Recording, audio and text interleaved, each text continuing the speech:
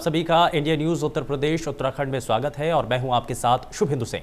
Corona महामारी के खिलाफ आज पूरा देश लड़ाई लड़ रहा है, जंग लड़ रहा है और ऐसे में यूपी सरकार ने एक बार फिर मिसाल कायम की है। यूपी सरकार की कोरोना के खिलाफ नीतियां दूसरे प्रदेशों के लिए रोल मॉडल साबित हो रही हैं। दूसरी लहर ने साबित कर दिया कि इस महामारी के सामने अच्छी नीति और कार्यकुशलता ही लोगों के जीवन को बचा सकती है। देश के दूसरे प्रदेशों में ऑक्सीजन सिलेंडर के लिए, अस्पतालों में बेड के लिए, जरूरी दवाओं के लिए जब लोग परेशान हो रहे थे, तभी यूपी के कुछ अधिकारी ऐसे थे जो इस महामारी से लड़ने के लिए युद्ध स्तर पर काम कर रहे थे। यूपी के कई जिलों के जिलाधिकारियों ने कोरोना की दूसरी लहर में वो काम कर दिखाया जो आज पूरी दुनिया के लिए मिसाल है। आज हम यूपी के ऐसे ही एक जिले की बात करने जा रहे हैं जहां जिलाधिकारी ने कोरोना के खिलाफ ऐसी जंग छेड़ी कि हजारों लोगों की जान बचाई गई। हम बात कर रहे हैं बागपत के डीएम राजकमल यादव की, जिन्होंने सीएम योगी के 3T फॉर्मूले पर काम करते हुए बागपत में बड़े पैमाने पर टेस्टिंग कराई।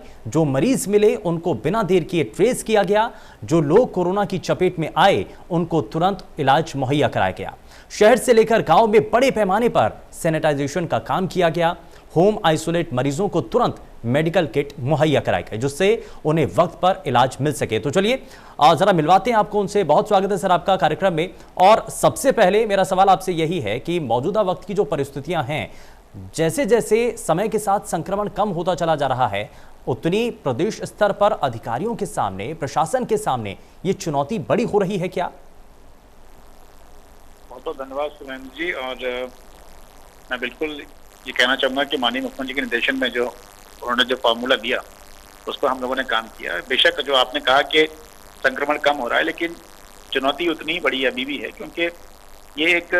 संक्रमण जो है वो वेव्स के दौर में आता है और मुझे लगता है कि संक्रमण कम होने पर ज़्यादा लापरवाही बरतने की संभावना बनी रहती है। तो मेरा सभी जनता से और हमारे जनपदवासियों से यही निवेदन रहता है हर समय कि आप लोग जो कोरोना से बचाव के जो तरीके बताए गए हैं उनका पालन करेंगे तो हम लोग बहुत बेहतरी से आने वाले जो नया संक्रमण है उसको रोकने में कामयाब रहेंगे। लेकिन ये माना जा रहा है सर कि दूसरी लहर की अब धीरे धीरे वापसी हो रही है, तो इससे निश्चिंता तो नहीं होनी चाहिए, लेकिन इसको हम चुनौती के तौर पर भी देख रहे हैं क्योंकि उसके बाद आशंका ये है कि तीसरी लहर आ सकती है, इसकी संभावनाएं प्रबल हैं। तो ऐसे में बच्चों को बहुत हद तक प्रभावित करेगी। तो जिला स्तर पर इसको लेकर के क्या तैयारियां हैं? देखिए, जिस प्रकार से दूसरी लहर में माननीय मुख्यमंत्री के निर्देशन में हम लोगों ने काम किया और इसी प्रकार से मैं उनकी कार्यकुशलता का और उनके निर्देशन का बहुत बहुत तारीफ करता हूं, धन्यवाद करता हूं कि उन्होंने तीसरी लहर से लड़ने के लिए अभी से ही जनपदों में, सभी जनपदों में एक इंटीग्रेटेड पीकू का निर्माण करने के निर्देश दिए और हम लोग भी उसी प्रकार से एक 40 बेड का पीकू और नीकू अपने जनपद में तैयार करा रहे हैं, जिससे कि अगर किसी भी अब ना आए, परंतु यदि फिर भी अगर इस प्रकार की कोई चीज आती है सामने तो उससे लड़ने के लिए हम सभी लोग तैयार रहेंगे। और अब कोरोना के प्रति जो जागरूकता है वो समाज के अंदर बहुत ज्यादा काफी आ चुकी है और मुझे लगता है कि उस जागरूकता को और अपने पुराने एक्सपीरियंस को देखते हुए लोग काफी एहतियात बरतेंगे। परंतु फिर भी इस प्रकार की कोई चीज सामने आती है तो मैं अपने सभी लोगों को निश्चिंत करना चाहूंगा कि हम लोग पूरी तरीके से तैयार हैं और बच्चों की देखभाल के लिए हमारे सारे पैरेटिस की टीम, सारे अस्पतालों की टीम, चाहे वो गवर्नमेंट हो चाहे हमारे प्राइवेट हो, जनपद बागपत में हम लोग 4 जगह बच्चों की देखभाल के लिए पैरेटिक वार्ड बना रहे हैं। तो we are ready if this things come. दूसरी लहर में हमने देखा कि बहुत हद तक परेशानियां आई, नई तरीके की चुनौतियां थी, लेकिन पहली लहर से जो हमने सीखा, क्या वो दूसरी लहर में काम आया सर? हाँ, बिल्कुल काम आया, क्योंकि जब पहली लहर में हॉस्पिटल एडमिनिस्ट्रेशन और जो लोगों को हॉस्पिटल में भर्ती कराने की प्रक्रिया थी या किसी प्रकार से जो होम आइसोलेटेड पेशेंट की जो केयर करने की जो प्रक्रिया थी, उसको पहली वेव के एक्सपीरियंस ने काफ़ी बेहतरी से लोगों ने इस्तेमाल किया और माननीय मुख्यमंत्री जी के निर्देशन में उन्होंने जो 3T का फॉर्मूला हम सब लोगों को दिया उससे बहुत बेहतरी से काम हुआ। मुझे लगता है कि वो एक बहुत बड़ी वजह थी कि हम लोग समय रहते पूरे उत्तर प्रदेश में और बागपत में हम इस चीज़ को कंट्रोल कर पाए। किसी भी पेशेंट को हम लोग यही तरीके से ट्रैक कर रहे थे कि अगर पहला तो यह था कि जब कोई पेशेंट अगर पॉजिटिव आ जा रहा है तो तत्काल उसका ट्रैकिंग हो जाए, उसके जो कॉन्टैक्ट्स हैं उनका टेस्ट हो जाए, उनको आइसोलेट कर लिया जाए या उन्हें हॉस्पिटलाइजेशन की आवश्यकता है तो उन्हें हॉस्पिटलाइज कर लिया जाए। और साथ ही जो माननीय मुख्यमंत्री ने मेडिसिन किट वितरण करने का जो अभियान चलाया उससे संक्रमण को कर्व करने में बहुत ज़्यादा फायदा हुआ, बिकॉज एक तरफ हम लोग टेस्ट कर रहे थे और बिना टेस्ट का इंतजार करने हुए रिजल्ट का हम लोगों को ये बता रहे थे कि भाई कोरोना एक ऐसी महामारी है और एक एहतियात के तौर पर हम सभी लोगों से रिक्वेस्ट कर रहे थे कि आप टेस्ट का इंतजार मत करिए, अगर नेगेटिव आएगा तो बहुत अच्छी बात है, पर अगर पॉजिटिव आता है तो आपको एहतियात बरतनी है। तो क्यों ना वो एहतियात 24 घंटे के बाद बरतने के बजाय हम लोग अभी से जैसे ही वहाँ पर टेस्ट कर रहे हैं वैसे ही बरतना शुरू कर दें। और लोगों ने इसका बहुत पालन किया, बहुत ही ज़्यादा सख्ती से अनुपालन किया, और उसकी वजह है कि एक संक्रमण बहुत हद तक जो है वो कंट्रोल करने में इसका बहुत ज़्यादा मदद मिली। हमने देखा कि पहली लहर में चुनौतियां अलग थीं, पीपीई किट हो, मास्क हो, ये सभी चीज़ें एक बड़ी चुनौती के तौर पर हमारे देश भर के सामने बनी हुई थी, लेकिन हमने उन सभी चीज़ों को व्यवस्थाएं की, प्रदेश स्तर पर, जिला स्तर पर ये कोशिशें तेज़ होने लगी और इन सभी चीज़ों की उपलब्धता हमारे अलग अलग जिलों के अंदर की गई। दूसरी लहर के अंदर ऑक्सीजन को लेकर के बड़ी मात्रा में संकट देखने को मिला। तो हर एक जो नई लहर आ रही है वो एक नई चुनौती के साथ आती है। तो आगे आने वाले समय में कुछ ऐसी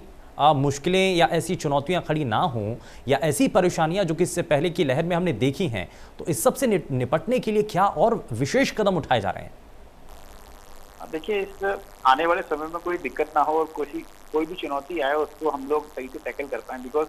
ये कहना तो बहुत मुश्किल रहता है कि अब क्या विपदा या क्या चुनौती सामने आएगी, पर एक फोर्स करने का एक तरीका होता है। जो हमारे एपिडेमियोलॉजिस्ट हैं या जो हमारे डिजीज प्रेडिक्शन के लोग हैं, तो जिस प्रकार की चीज़ों को प्रेडिक्ट करते हैं उसके तहत हम लोग तैयारी करते हैं। और माननीय मुख्यमंत्री ने बहुत ही शुरुआत से इस चीज़ का जो प्रेडिक्शन था उसके प्रति तैयारी करने के निर्देश दिए। तो उसमें हम लोगों ने 4 तरीके से इसको चुनौती को कंट्रोल करने के लिए हम लोग जनपद में तैयारी कर रहे हैं। पहला तो ये कि क्योंकि कहा जा रहा है कि बच्चों को प्रभावित ज़्यादा करेगी, तो पेडियाट्रिक वार्ड हमारे रेडी हैं, जिसके समय रहते रेडी हो जाएंगे और हमें किसी और के ऊपर आश्रित होने की आवश्यकता नहीं रहेगी। जो पुराने एक्सपीरियंसेस हैं उसके तहत जो ऑक्सीजन की कमी या संभावना जो बताई गई थी, उसके तहत हम लोगों ने बहुतायत में oxygen concentrators, cylinders, oxygen plant, उनकी व्यवस्था जनपद में कर रखी है और वो भी फुली फंक्शनल होंगे, तो ऑक्सीजन की कोई व्यवस्था की दिक्कत नहीं रहेगी। तीसरा, एक समाज को जोड़ने का बहुत बड़ा अभियान जनपद में चलाया गया है, जिससे कि एक कोरोना वॉलंटियर्स के रूप में लोग अपने आप को विकसित कर रहे हैं। और वो उन लोगों को बाकायदा हम लोग हफ्ते भर में ट्रेन करते हैं कि भाई किस प्रकार की चीज़ें रहती हैं। क्योंकि एक जब व्यापक स्तर पर कहीं किसी भी जगह संक्रमण फैलता है, तो जो सबसे ज़्यादा आवश्यकता रहती है वो सहायता पहुंचाने की होती है कि सही से लोगों को समय से दवाइयाँ पहुंच जाएं, समय से लोग ट्रैक हो जाएं, समय से लोगों को जानकारी मिल जाए। तो समाज उसमें बहुत महत्वपूर्ण भूमिका निभाता है। तो मुझे लगता है कि वो जनपद बागपत के लोगों ने बहुत अच्छे से निभाई है। किसी भी व्यक्ति से कोई भी व्यक्ति, कई बार ऐसे होता है कि जो पीड़ित व्यक्ति है या जो संक्रमित व्यक्ति है वो कॉल नहीं कर पा रहा है, लेकिन उसके आसपास के लोग, उसके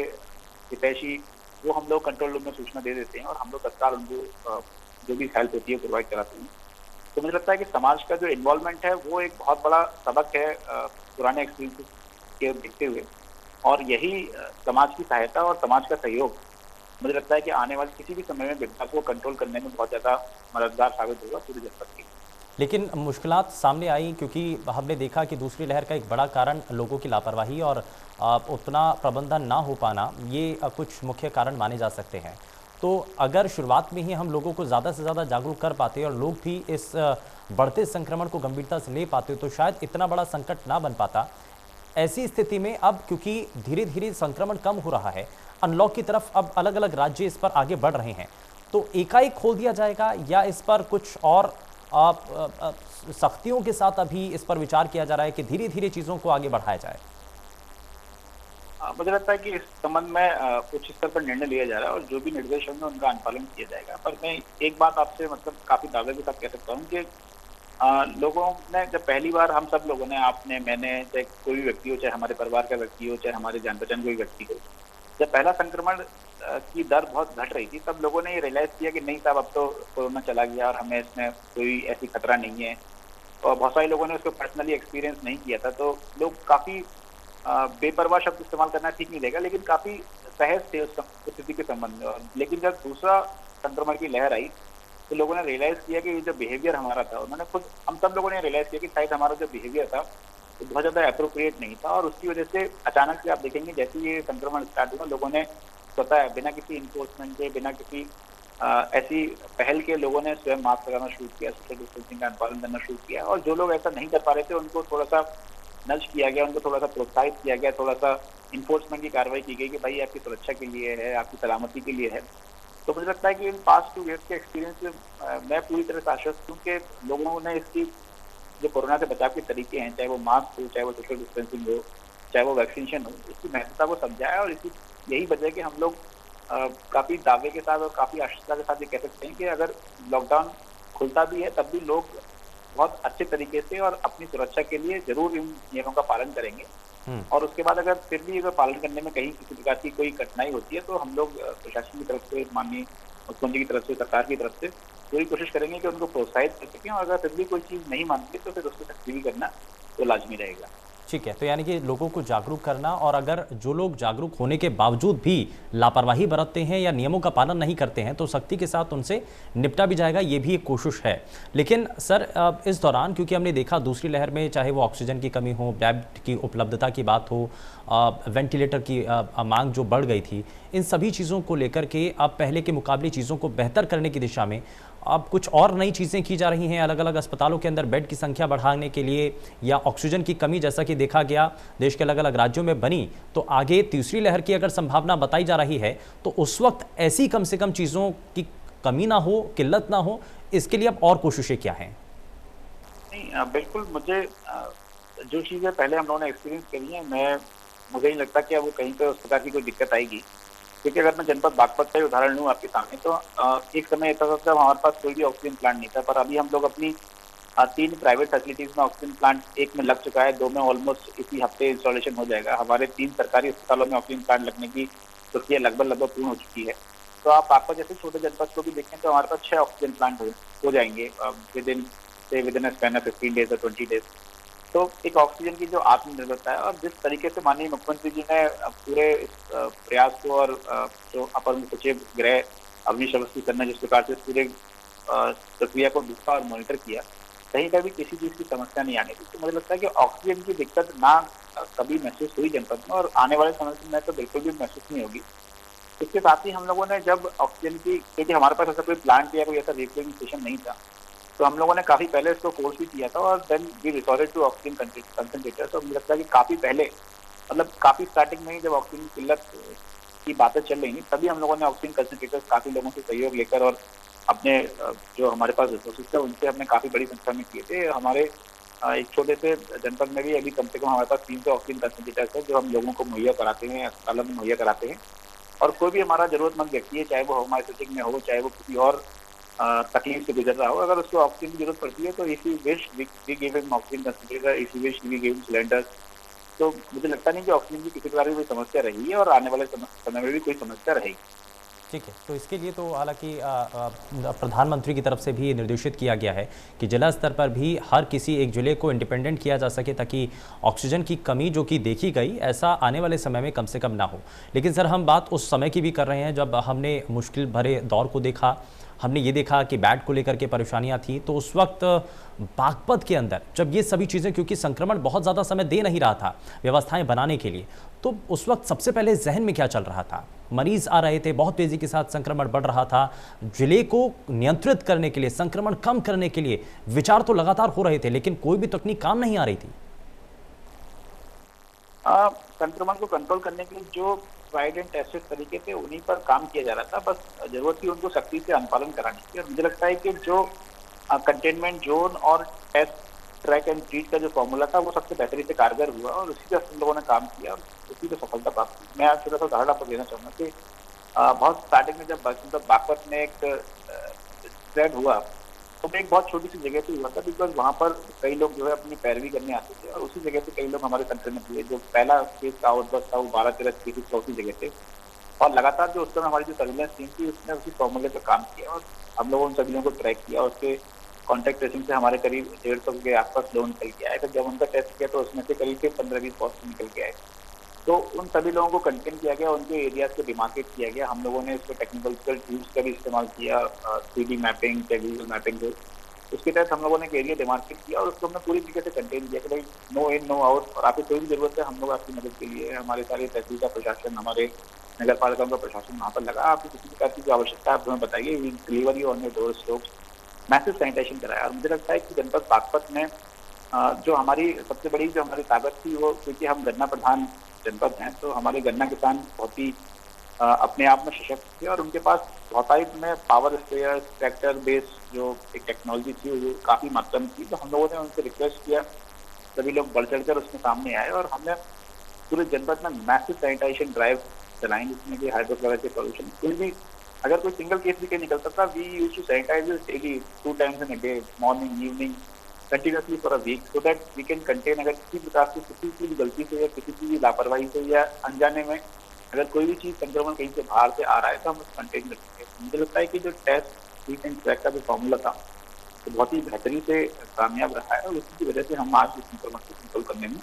असफल हो पाए। और पहली लहर से ही हमने देखा कि कंटेनमेंट जोन बना करके कोरोना के खिलाफ जो जंग है वो जिला स्तर पर लड़ी जा रही थी और उसका फायदा कहीं ना कहीं दूसरी लहर में भी देखने को मिला है। और इसको आप प्रबल मानते हैं, जो कोरोना से इस लड़ाई में जो हथियार मुख्य तौर पर आप मानते हैं उसमें क्या है? कंटेनमेंट जोन ये एक सही रास्ता है? देखिए, ये लड़ाई जो है बहुत ही व्यापक स्तर पर थी और मुझे लगता है कि कोई एक तरीका इसको कंट्रोल करने के लिए ये कहना कि किसी एक तरीके ने कंट्रोल किया और वो बिल्कुल भी उसके साथ it will not be justified. पर हाँ, एक जो ग्रुप ऑफ अप्रोचेस थी उससे कंट्रोल हुआ है ये कहना, इसीलिए किसी भी व्यक्ति ने या माननीय मुख्यमंत्री ने, माननीय प्रधानमंत्री जी ने कभी ये नहीं कहा कि केवल कंट्रोलमेंट पर फोकस करिए या केवल टेस्टिंग पर फोकस करिए या केवल ट्रेसिंग पर फोकस करिए। एक जो ग्रुप ऑफ टूल्स थे, जो ग्रुप ऑफ स्ट्रेटजी थी, उनको कंबाइनली इम्प्लीमेंट किया गया और उसकी वजह से सफलता हुई। कंटेनमेंट जोन भी जरूरी था, उसको भी उतनी शक्ति के साथ अनुपालन किया गया। लोगों को ट्रैक करना भी उतना ही जरूरी था, उसको भी उतनी शक्ति से अनुपालन किया गया। लोगों को ट्रीट करना भी उतना ही जरूरी था, उसको भी उतनी शक्ति से अनुपालन किया गया। सैनिटाइजेशन भी उतना ही जरूरी था, उसको भी उतनी शक्ति से अनुपालन किया गया। जो हमारे पेशेंट होम आइसोलेशन में थे उनको दवाइयाँ पहुँचाना, जो हमारे लक्षण जो प्रतीत थे उनको दवाइयाँ पहुँचाना, उनमें से अगर किसी की भी स्थिति गंभीर है उसको तत्काल टेस्ट करना, ट्रैक करना, हॉस्पिटल लेके आना। तो ये 4-5 जो क्लस्टर ऑफ अप्रोचेस थी उनको जो सभी लोगों को सभी चीज़ों पर फोकस किया गया, तो मुझे लगता है कि उसका जो एक कम्युलेटिव जो एफर्ट था या जो कम्युलेटिव रिजल्ट था that was in terms of controlling the disease. तो मुझे लगता है कि सारी चीज़ों को एक साथ करना और उन सब पे एक साथ एक जैसा फोकस करना बहुत ज़्यादा की। बिल्कुल, कोरोना को हराने के लिए जो एक यूपी का मॉडल जो पेश किया गया, राजकमल जी, इस पर बात करने के लिए बहुत शुक्रिया आपका। आप हमारे साथ जुड़े और बागपत में किस तरीके से कोरोना को नियंत्रित करने के लिए कोशिशें की गई इस पर बात की गई। यहाँ रुक रहे हैं एक छोटे से ब्रेक के लिए।